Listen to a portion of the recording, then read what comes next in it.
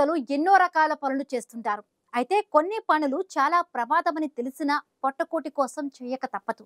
అలాంటి ప్రమాదకరమైన పనుల్లో బాణాసంచా పరిశ్రమలో పనిచేయడం కూడా ఒకటి.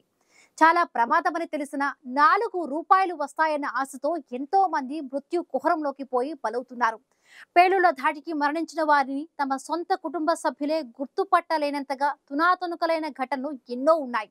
ప్రమాదాల తరువాత చనిపోయిన కార్మికుల కుటుంబాల్లో అంధకారం తప్ప మరేదీ మిగలడం లేదు. అయినా కొందరికి డబ్బుల కోసం తమ ప్రాణాలను పణంగా పెట్టడం మినహా మరేమీ కనిపించడం లేదు. అందుకే ఎంత ప్రమాదమని తెలిసినా కొందరు బాణాసంచా పరిశ్రమలో పనిచేస్తున్నారు. అయితే ఇటీవలి కాలంలో బాణాసంచా పరిశ్రమల్లో పేలుళ్ల ఘటనలు మరింతగా పెరిగాయి. తమిళనాడు రాష్ట్రంలో అక్రమ బాణాసంచా పరిశ్రమల విధ్వంసానికి అంతమే లేకుండా పోయింది. బాణాసంచా పరిశ్రమలో ప్రమాదాలు నిత్యకృత్యమయ్యాయి. తమిళనాడులోని విరుదునగర్లో బాణాసంచా పేలుళ్ల ఘటనలు ఎక్కువగా జరుగుతూ ఉన్నాయి. విరుదునగర్ జిల్లాలోని శివకాశితో పాటు చుట్టుపక్కల ప్రాంతాల్లోనే పెద్ద ఎత్తున బాణాసంచా పరిశ్రమలు ఉన్నాయి.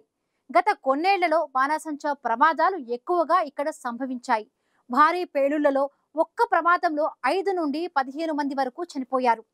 తమిళనాడు రాష్ట్ర ప్రభుత్వం కోర్టులకు ఇచ్చిన గణాంకాల ప్రకారం 2019 నుండి 2023 మధ్య 131 మంది చనిపోగా 146 మంది గాయపడ్డారు. మరొకవైపు 2023-25 ఏప్రిల్ మధ్య 4 ప్రమాదాలు చోటు చేసుకోగా వీటిలో 44 మంది మరణించగా 10 మంది గాయపడ్డారు. ఈ ఏడాది ఏప్రిల్ నుండి ఇప్పటి వరకు జరిగిన 5 పేలుడు ఘటనలో 19 మంది ప్రాణాలు కోల్పోగా 18 మంది గాయపడ్డారు. ఈ పేలుడు ఘటనలు విరుదునగర్, తంజావూరు జిల్లాలో జరిగాయి. బాణాసంచా తయారీలో శివకాశి దేశంలోనే పేరుగాంచింది. విరుదునగర్ జిల్లాలోని శివకాశి దేశానికే బాణాసంచా రాజధానిగా మారింది. శివకాశి ప్రాంతంలో ఏకంగా 1085 బాణాసంచా పరిశ్రమలు ఉన్నాయి. శివకాశిలో ఏటా 6,000 కోట్లకు తగ్గకుండా వ్యాపారం జరుగుతోంది. అయితే శివకాశిలో వ్యాపారమే కాదు, ప్రమాదాలు కూడా ఎక్కువే. 2014 నుండి 2025 ఏప్రిల్ మధ్య ఈ ఒక్క ప్రాంతంలోనే 236 ప్రమాదాలు చోటు చేసుకుంటున్నట్లు సామాజిక కార్యకర్తలు సేకరించిన సమాచారం వెల్లడిస్తోంది. ఈ ప్రమాదంలో ఏకంగా 291 మంది చనిపోయినట్లు సామాజిక కార్యకర్తలు సేకరించిన ఆధారాలు స్పష్టం చేస్తున్నాయి. బాణాసంచా పరిశ్రమలో ప్రమాదాలు జరుగుతాయని తెలిసినా ప్రాణాలను పణంగా పెట్టి మరి పొట్టకోటి కోసం ఆ పరిశ్రమలో పనిచేసేందుకు కార్మికులు వెళుతున్నారు. అక్కడ పనిచేసే కార్మికులు ఏటా 3 నుండి 4 లక్షలు సంపాదిస్తారనే అంచనాలు కూడా ఉన్నాయి. అయితే వీరి ప్రాణాల్ని కాపాడాల్సిన బాణాసంచా తయారీ సంస్థలు అది మరచి పేలుళ్లకు బలిస్తున్నాయి. సరైన అనుమతులు తీసుకోకుండా నిబంధనలకు విరుద్ధంగా పరిశ్రమలు పెట్టడం, భద్రత గాల్లోకి వదిలేయడం ఓ కారణమైతే పరిమితికి మించి సిబ్బందిని గదుల్లో ఉంచడం మరొక అతిక్రమణ. పేలుడు జరిగినప్పుడు ఎక్కువ మంది ప్రాణాలు కోల్పోయేందుకు ఇదే కారణం. 2024 అక్టోబర్లో శివకాశి సమీపంలోని మంగుళం గ్రామంలోని పరిశ్రమలో జరిగిన పేలుళ్లలో 14 మంది ప్రాణాలు విడిచారు. పోలీసుల దర్యాప్తులో అనుమతులు లేకుండా రహస్యంగా పనులు చేయించారని తేలింది. ఇలా అతిక్రమణలు కొనసాగుతున్న ప్రభుత్వం నుంచి గాని, నియంత్రణ సంస్థల నుంచి గాని పెద్దగా స్పందించిన దాఖలాలు కూడా లేవు.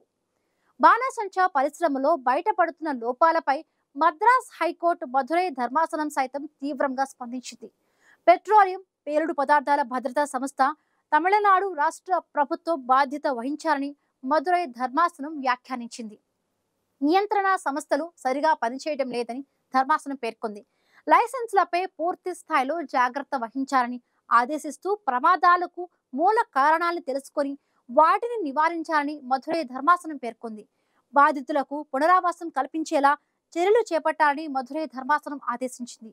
మరొక వైపు బాణాసంచా పరిశ్రమల్లో పేలుళ్లపై ఎన్జిటి సైతం ఆగ్రహించింది. ఇక మీదట ప్రమాదాలే ఉండకూడదని, నిబంధనలు ఉల్లంఘించే పరిశ్రమల్ని పూర్తిగా మూసివేయాలని ఎన్జిటి ఆదేశించింది. దీంతో పాటు క్షేత్రస్థాయి పరిశీలన కోసం న్యాయ వ్యవస్థలోని నిపుణులతో 2 బృందాలను నియమించింది. ఇక వరుస ప్రమాదాలకు నిలయంగా మారుతున్న బాణాసంచా పరిశ్రమలో ఇప్పటికైనా సరైన ప్రమాణాలు పాటించి ప్రమాదాలకు ఆస్కారం లేకుండా ఎలాంటి చర్యలు చేపడతారు అనేది చూడాలి.